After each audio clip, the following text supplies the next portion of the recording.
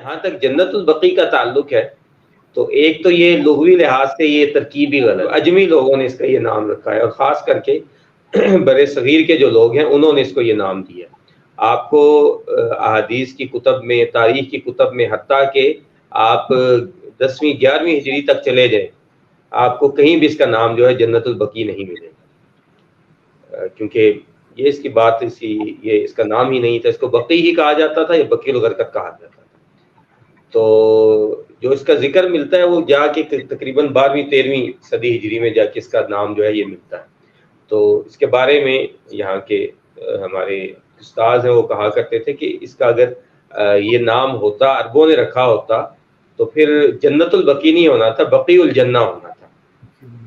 تو اس کی اصل ترکیب بنتی ہے صحیح معنی کے لحاظ سے۔ تو وہ کہتے ہیں کہ اسی سے پتہ چلتا ہے کہ نام ہی درست نہیں ہے، جیسے وہ ہمارے یہاں شب برات کہا جاتا ہے، تو یہ اسی طرح کی ترکیب ہے، تو اس لیے یہ معنی بالکل غلط ہے۔ پھر اگر شرعی لحاظ سے دیکھا جائے تو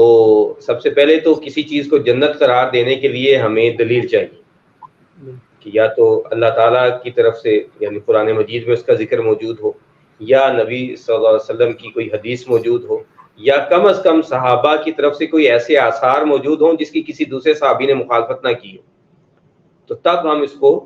یعنی کہہ سکتے ہیں کہ یہ جگہ جو ہے جنت ہے۔ یعنی صحابہ کرام کا اگر کسی چیز پہ اجماع ہو تو وہ یقیناً اس بات پہ ہوتا ہے جس پہ اللہ کے نبی صلی اللہ علیہ وسلم نے اجازت دی یا آپ کی طرف سے کوئی ایسا حکم موجود تھا۔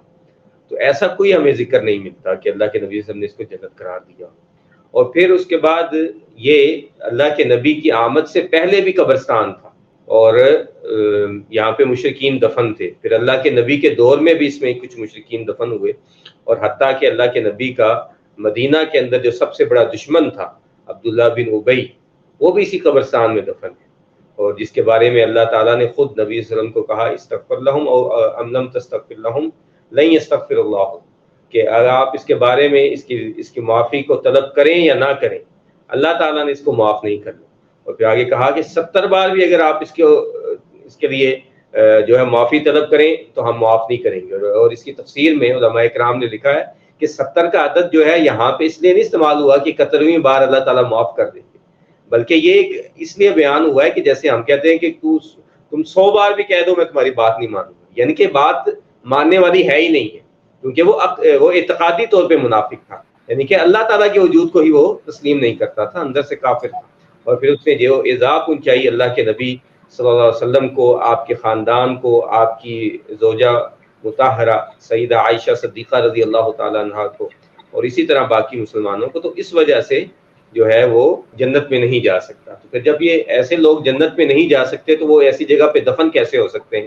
جو کہ جنت کہلائے؟ اس لیے اس حوالے سے اس کا نام بقی ہی سب سے درست ہے، یا مقبرۃ البقیع یا بقیع الغرقد۔ اور احادیث میں آپ دیکھیں گے سب کی سب حدیثوں میں اس کا نام یا بقیع ہے یا بقیع الغرقد۔